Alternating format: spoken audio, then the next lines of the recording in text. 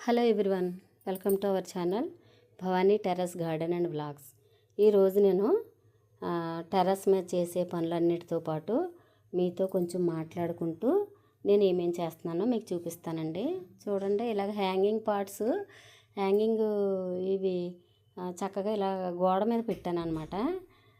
దీనికైతే కింద వరకు ఉన్న హ్యాంగ్ అయిన వాటిని కట్ చేస్తానండి, ఇంకా గుబురుగా వస్తుందని. ఇదైతే అలాగే ఉంచాను. చాలా రకాలు ఉన్నాయి నా దగ్గర హ్యాంగింగ్ పార్ట్స్, హ్యాంగింగ్ ప్లాంట్స్ చాలా ఉన్నాయి. అవన్నీ కూడా ఒక్కొక్కటిగా నేను ఇలాగ అరేంజ్ చేసుకుందాం అనుకుంటున్నాను. చూడండి, కింద నుంచి తీసుకొచ్చిన కిచెన్ వేస్ట్ ఉంది కదా, ఆ వాటర్ కడుగు నీళ్ళల్లో కిచెన్ వేస్ట్ వేసి తీసుకొచ్చాను. అవన్నీ కూడా మొక్కలకి వేద్దాం అనుకుంటున్నాను. యాజ్ ఇట్ ఈజ్గా పోయినండి, మళ్ళీ మామూలు వాటర్ కలిపి వేస్తాను.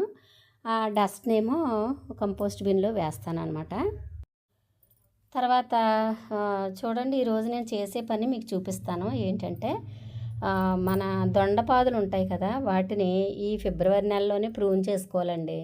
హార్డ్ ప్రూనింగే చెయ్యాలి ఇప్పుడు. ఎందుకంటే ఇంచుమించుగా మొక్క అదే పాదు దొండ తీగ అంటాం కదా, అది ఇంచుమించు ఒక 4 feet వరకు ఉంచి ఆ పైదంతా కట్ చేసేసి దాన్ని అలాగ ఒక ఏదైనా ఆధారానికి కట్టేసి ఉంచితే మళ్ళీ చక్కగాను మనం వేసే కిచెన్ వేస్టు, ఆ కడుగు నీళ్ళు వాటికి చక్కగా మళ్ళీ చిగుర్లు తొడుక్కుని ఎక్కువ చిగుర్లు వచ్చి ఎక్కువ కాపు వస్తుంది అనమాట.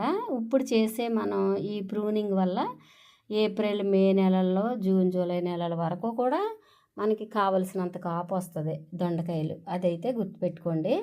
ఎందుకంటే ఇంచుమించు ఒక 10 years నుంచి ఈ దొండ తీగలు నేను పెంచుతున్నాను. ఇలా కట్ చేసిన దొండ తీగల్ని మళ్ళీ చిన్న ఏదైనా బాటిల్లో, వాటర్ బాటిల్ లాంటి దాంట్లో కొంచెం మట్టేసి దాని తీగ పెట్టుకున్నా సరే అది మళ్ళీ వేళ్ళు ఊనుకుని చక్కగా అది ఒక మొక్కగా తయారవుతుంది.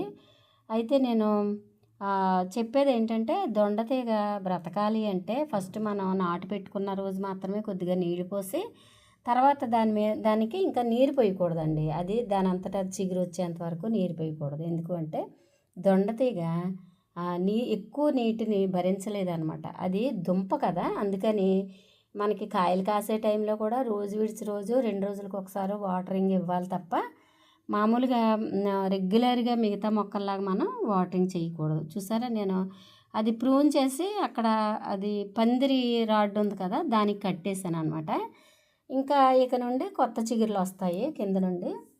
కింద ఉన్న తీగలన్నిటికీ కొత్త చిగుర్లు వచ్చి చిగురులతో పాటు పూలు వస్తాయి. చాలా కాపు వస్తుందండి. దొండకాయలు ఒకసారి పెట్టుకుంటే ఇంకా కంటిన్యూగా ఎవ్రీ ఇయర్ మనం అలా వాటినే ప్రూన్ చేసుకుంటూ పెంచుకుంటూ ఉండవచ్చు. తర్వాత చూడండి, ఇది మొన్న పెద్ద పెద్ద బీరకాయలండి, కొంచెం పాడైపోయినాయి ఫంక్షన్లో అనేసి అవి ఈ టెర్రస్ గార్డెన్లో డస్ట్బిన్లో వేస్తే బాగా ఎండిపోయినాయి. ఇప్పుడు గింజలు తీసాను అనమాట. చూడండి ఎన్ని గింజలు వస్తున్నాయి, చాలా బ్లాక్గా చక్కగా డ్రై అయిపోయిన గింజలు మాత్రం తీసి మనం సేవ్ చేసుకుంటే మళ్ళీ వీటిని ఎక్కడైనా పాతి పెట్టుకున్నప్పుడు మళ్ళీ మొక్కలు వచ్చి చక్కగా మనకి బీరకాయలు కూడా వస్తాయన్నమాట.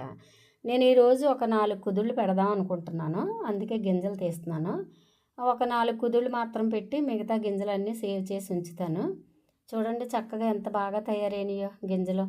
ఎందుకంటే పీచు కూడా వచ్చింది, ఆ బీరకాయల్లో పీచు కూడా ఉందన్నమాట.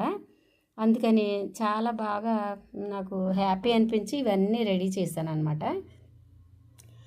తర్వాత నేను తీసుకెళ్ళి వేరు కుండీల్లో వేస్తాను. ఓకేనా. మీరు కూడా ఇప్పుడు సమ్మరు వేసవికాలం బీరకాయలు అని చెప్పి ఇప్పుడు పెట్టుకున్న మొక్కలు వేసవిలో విపరీతంగా కాపు వస్తుంది. తర్వాత ఇంకొకటి ఏంటంటే, మనం చూడండి ఎండుమిర్చి చాలా పెద్ద కాయ, మంచి సైజు ఉన్న కాయ విత్తనాలు వేసాను ఇక్కడ. ఇప్పుడు అవి మొక్కలు వచ్చిన తర్వాత మళ్ళీ రీపాట్ చేసుకుంటే మనకి సంవత్సరం అంతా కాయలు వస్తాయన్నమాట. ఓకేనా. వేసవికాలానికి మొక్క చిక్కుడు పెడుతున్నానండి. ఇది వంగ మొక్క ఉంది, దాంట్లోనే ఓ సైడ్ని పెడుతున్నాను అనమాట. తర్వాత చూడండి, ఇక్కడ కమలా చెట్టు ఉంది.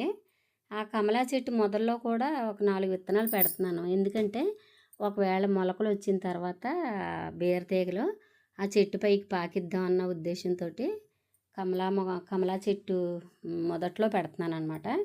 పూర్వకాలంలో అలాగే చేసేవారు. ఏదైనా పెద్ద మొక్క ఉంటే దాని మొదల్లో ఈ పాదులు, బీరపాదు, ఆనపపాదు, దోసపాదు ఇలాంటివి పెడుతూ ఉండేవారండి. అప్పుడు అవి చెట్టు పైకి ఎక్కి తీగ కాయలు కాసేదనమాట. నేను దాన్ని గుర్తు చేసుకుంటూ ఇప్పుడు ఈ కమలా చెట్టు మొదట్లో పెడుతున్నాను. కమలా కాయలు 2 వచ్చాయండి 2 ఇయర్స్ బ్యాక్. తర్వాత దీన్ని రీపాట్ చేశాక మళ్ళీ ఎందుకో కాయలు రావట్లేదు. చూద్దాం. తర్వాత బెండ చూడండి ఇలాగ ఒక 3 కాయలు ఉన్నాయి. తర్వాత ఇది పైన ఇలాగ మనం మొదట్లో తుంపేస్తే అక్కడి నుంచి మళ్ళీ ఎక్కువ కొమ్మలు వచ్చి ఎక్కువ కాయలు వస్తాయి అన్నమాట. అలాగా ప్రూనింగ్ చేసుకుంటూ ఉండాలి మధ్య మధ్యలో. చూడండి ఈ కాయలు ముదిరిపోయినాయి, కోసేస్తున్నాను. సైజ్ చిన్నగా ఉన్నాయి కానీ బాగున్నాయండి. ఇప్పుడు నేను గులాబీ మొక్క ఉన్న బకెట్లోంచి పైన ఉన్న కిచెన్ వేస్ట్ అంతా ఎండిపోయిందంతా తీసేస్తున్నాను. దానితో పాటు కొంచెం ఒక వంతు మట్టి కూడా తీసేస్తున్నాను అనమాట. 3/4 వంతు మట్టి మాత్రమే బకెట్లో ఉంచుతున్నాను. ఎందుకంటే దానివల్ల మొక్కలకి చక్కగా ఆక్సిజన్ అంది పువ్వులు కానీ కూరగాయలు కానీ ఏవైనా సరే మనకి బాగా ఇది ఏంటంటే బాగా అందిస్తాయి అన్నమాట. పూలు మొక్కలైతే పూలు ఎక్కువ వస్తాయి, కూరగాయ మొక్కలైతే కూరగాయలు ఎక్కువ వస్తాయి అన్నమాట. అందుకని తప్పనిసరిగా ఇలాగా 3 వంతులు మట్టి మాత్రమే ఉండేలాగా తరచుగా ప్లాన్ చేసుకోవాలి. ఎందుకంటే మనం డైలీ కిచెన్ వేస్ట్ వేస్తాం కదా, అవన్నీ కూడా ఇప్పుడు ఇది తీసుకొచ్చి నేను ఇక్కడ ఒక టబ్ పెట్టాను వేస్ట్ కోసం. అది కంపోస్ట్ బిన్ లాగా పెట్టాను, దానిలో వేసేస్తున్నాను. ప్రతిరోజు మనం మొక్కలకు నీళ్ళు వేసేటప్పుడు ఈ కంపోస్ట్లో కూడా కొన్ని నీళ్లు చల్లితే కొన్ని రోజులకి అది కంపోస్ట్ లాగా తయారవుతుంది. అదే మట్టిని మనం మొక్కలకి ఇచ్చుకోవచ్చు. ఓకేనా?